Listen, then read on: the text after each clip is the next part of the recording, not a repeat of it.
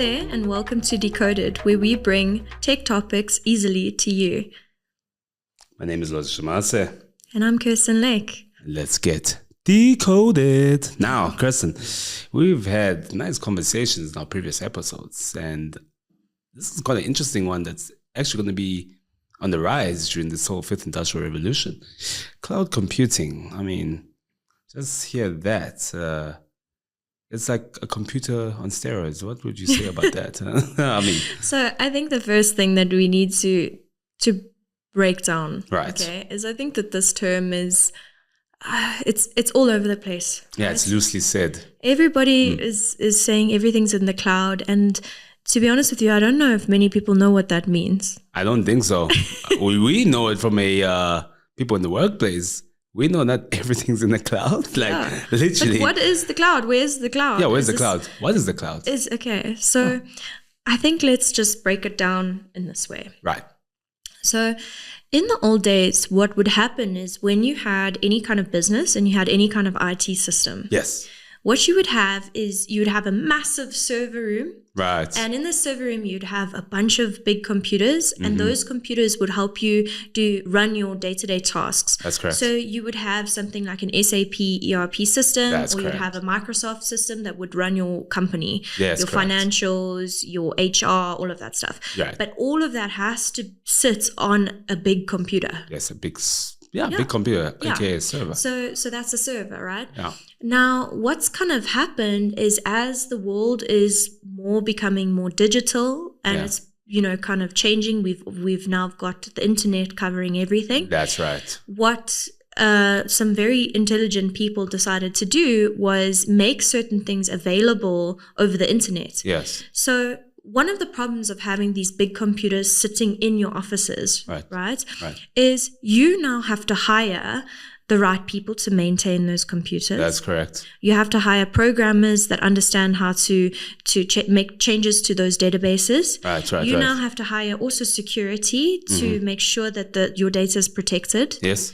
You have to make sure that you have a team on hand in your company that can update those servers and technically skilled enough to update them. Yes. And then not only that, but if you're in a country like South Africa, where we have something called load shedding, where our power just goes out, you also have to now pay for additional generators to keep these things running. Or solar. Yeah. So you have to constantly think about all of these things. Overheads, It's a lot of overheads. So then what ended up happening is you could buy, as a company, you could buy these massive servers, but you're only using a small portion of it. So a tiny portion. Yeah. So why would you now go and want to buy this huge thing? It just started to become really, really unaffordable and also just inaccessible. Yes. So like your small companies now, how they only need a small server and that kind of thing. To now pay for all these overheads becomes massively incumbent, right? Exactly. So that's essentially where cloud computing came in. Yeah. Where you've got your big companies like Amazon Web Services. Microsoft. And essentially what they've done is they said, okay, cool. What we're going to do is we're going to have massive server rooms. Yes. And in those server rooms, we're gonna manage now the computers. Yes. We're gonna hire the people that maintain this. Yes. We're gonna have the generators. Right. And since you're only a small company, what you can do is you can like rent a small part of this computer. Yes. And you can leverage the infrastructure we already have. Exactly. What do they call that? Data centers were born. Yes. And they call this infrastructure as a service. Yes. So IaaS. Yes. So you probably have seen this everywhere in computing, and it's like, what is this? What is that? Exactly. Yes. Yeah. So this essentially allows your smaller companies to actually have a fighting chance. Yes. Yeah. And we actually see this a lot with SAP. Right. So if you guys didn't know, I'm an SAP person. Right. So I'm an SAP consultant. Yes. And what they did is they essentially treated it like a apartment building. Okay. Where you can essentially rent out a space on the server like an apartment. Like an apartment, exactly. Yes. And you have a certain level of ability to customize what you want in that apartment, right?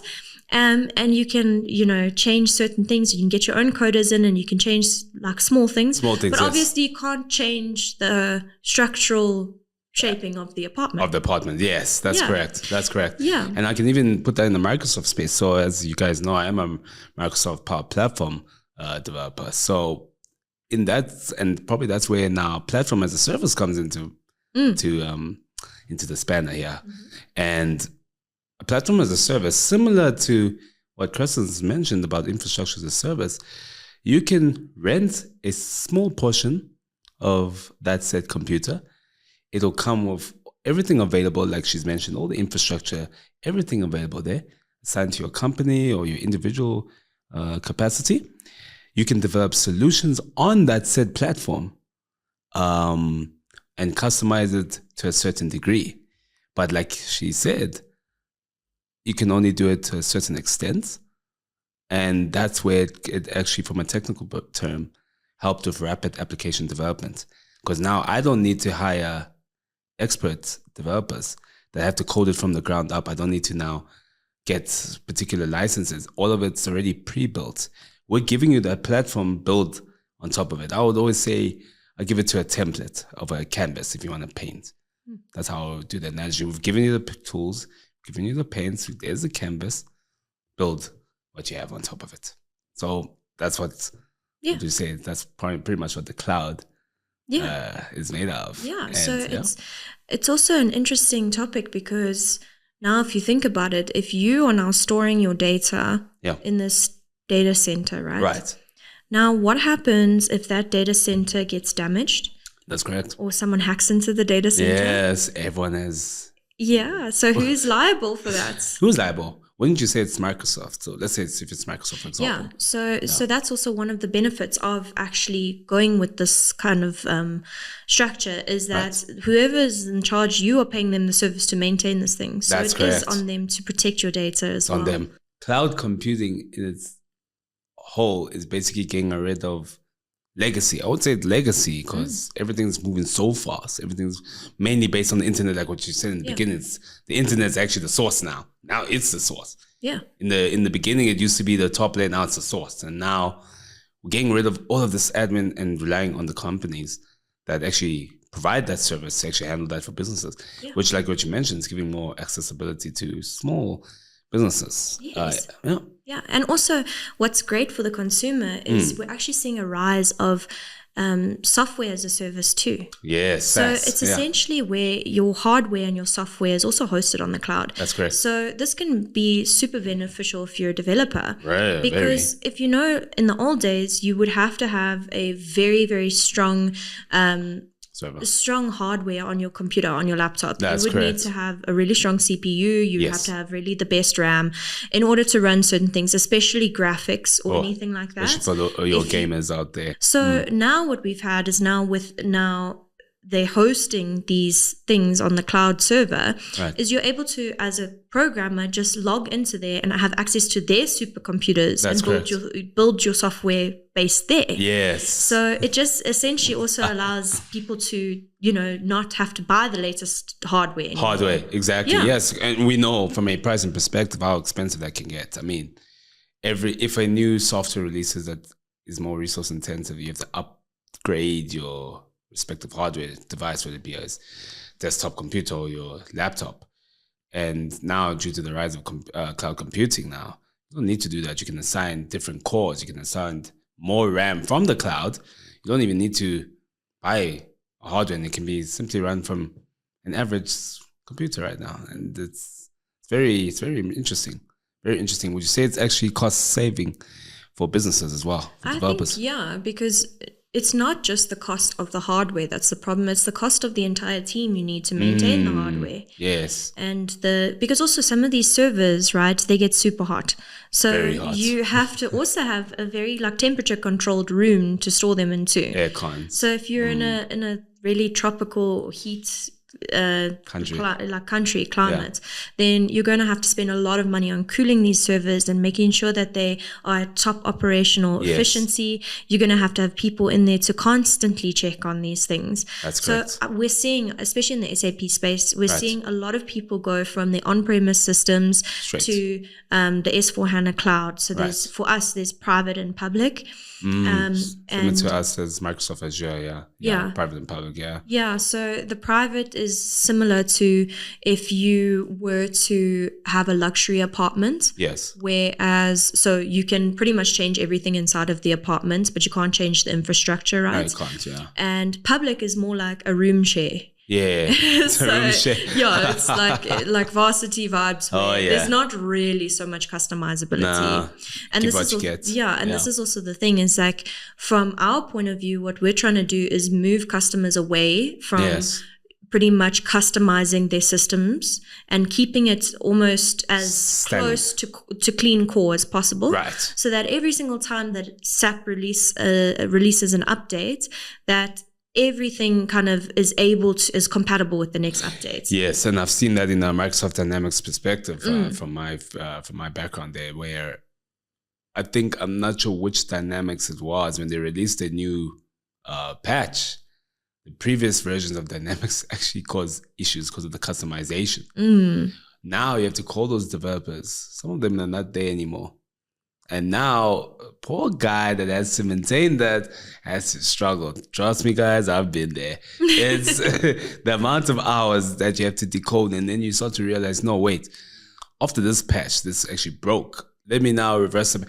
And that's what I think the whole point of cloud computing. We're trying to get away from now this legacy, customized, vertical system. Because remember, they're trying to make this horizontal where it communicate to anything and everything. Yeah. And then I think that's where the rise of integration came into place, where systems, SAP and Microsoft can communicate with each other, because they're trying to make this system horizontal as possible. Because you don't have all those dependencies of hardware, rooms, electricity, etc. Yeah. And cloud computing now is given that scalable, yeah. Scalable. So this is also the thing, is like in the past, what would happen is you have your small business, right? And now you've like paid for the small server, and then now your business is doing really well. Now you have to go and not only upgrade the hardware, but now you need more space for more servers. And essentially that just doesn't really offer the opportunity for you to scale. Whereas with now the cloud and computing in the cloud, what can happen is as your business scales, you just pay a higher subscription and you just rent. You rent more space on the server. And you can scale as much as you'd like. As you can. Exactly. It gives that scalability function. And now, and you can see it right now, it's giving the rise for now small businesses, even if it's 10 people, to actually make some actual business up there. And then if, of course, the client base grows or their systems grows, they can easily scale it out, send in more resources to their current environment. And the whole process now has been simplified because everything lives on the cloud. Even development, even some dev production and QA environments are on the cloud.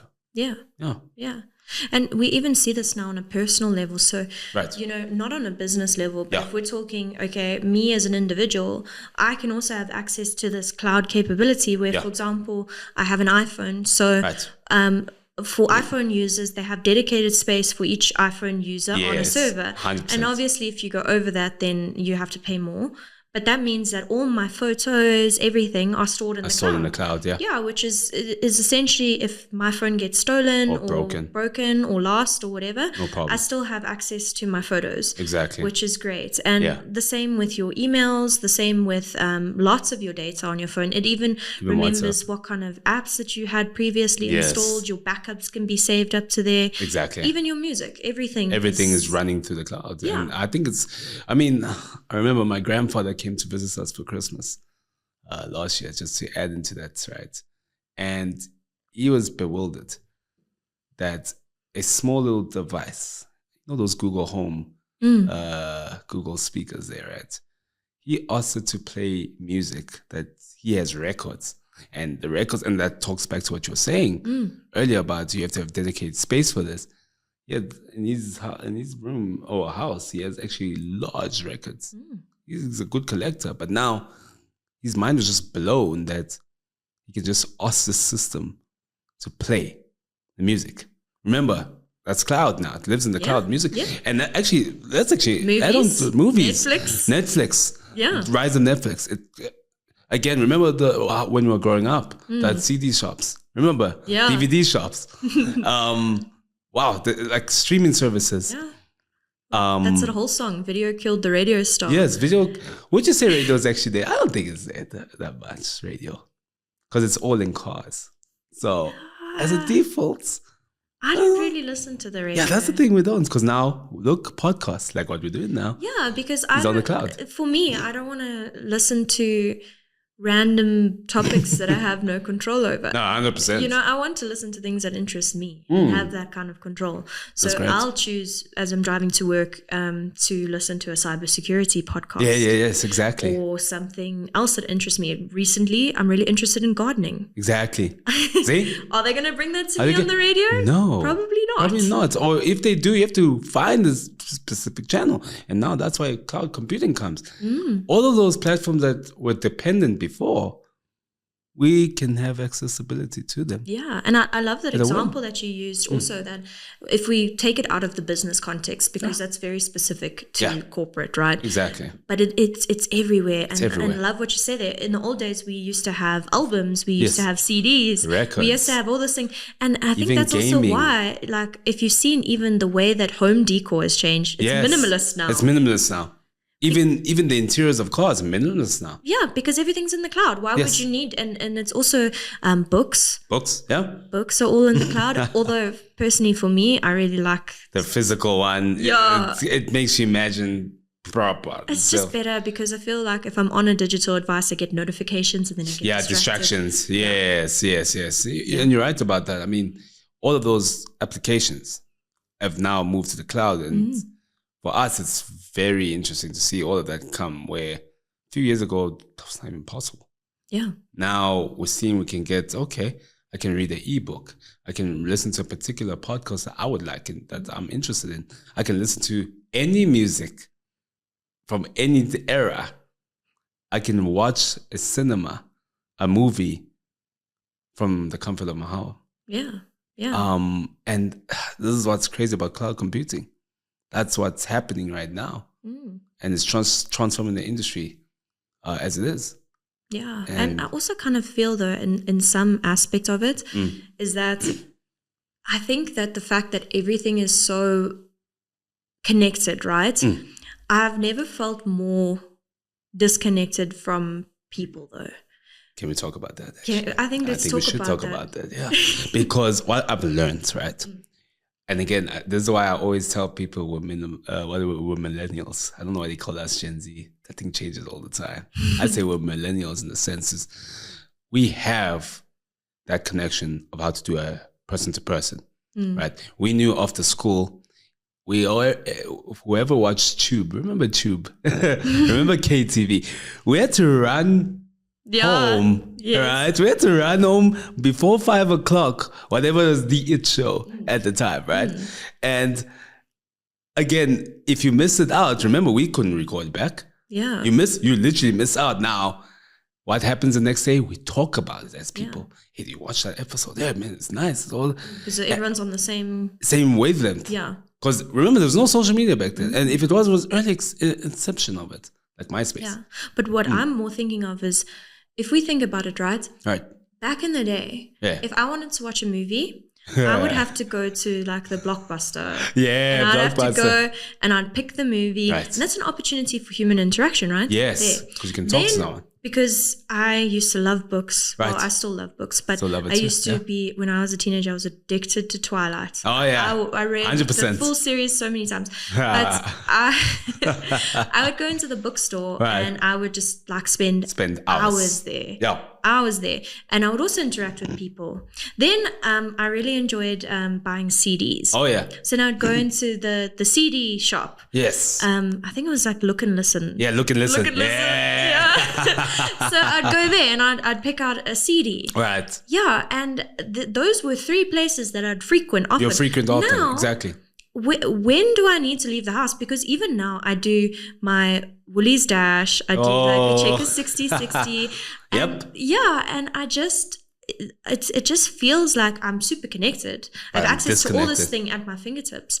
But do I ever need to leave the house for anything now? No. we're coming to a point where we don't actually need to. Yeah, and I feel like this generation is so disconnected from one another. And you actually kind of see it in the workplaces. Some people and really the social struggle. interactions. They struggle with the social interaction. They struggle to like maintain a conversation. Exactly. Or to interact with a human.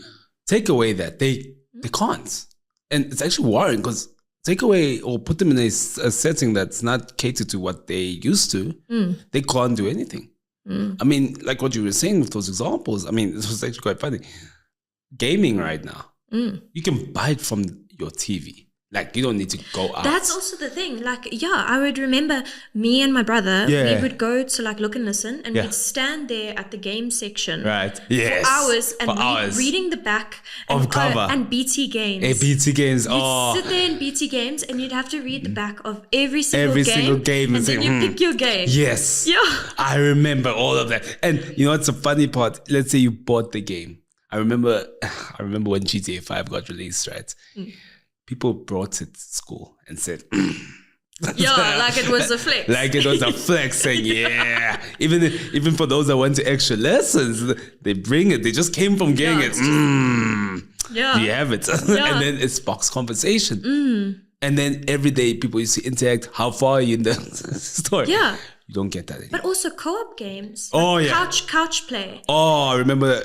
Like back in the day, every game. Yes, every game. You could connect two controllers and you could sit there with your sibling or whatever the case may be. Exactly. And you could sit in the same room and play. Yes. Now it feels like there's no more couch. There's a few. Okay, yes. You can get like still your sports games are relatively couch co-op. Relatively, but yeah. I can add on to that. I remember with the boys, we used to always have FIFA sessions. Like we actually had a dedicated Saturday where all the boys link up. We do a whole FIFA tournament, right? The LAN party. Yeah, LAN party. Like, is that a thing now? No, I don't think that LAN party.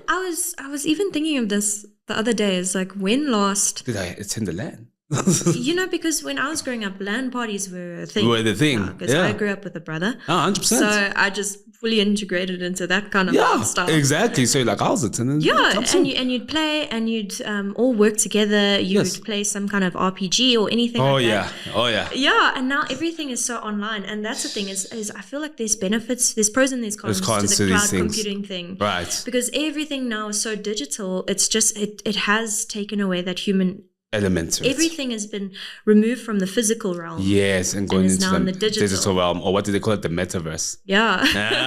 Why hasn't that actually blown up, actually? Why hasn't it? I think that's a topic for the next one. Yeah. Lovely stuff. Well, the guys, ladies and gentlemen, that's actually what cloud computing is. And I think we have very nice conversations regarding that. My name is Lwazi Shamase. And I'm Kirsten Lake. And you just got decoded.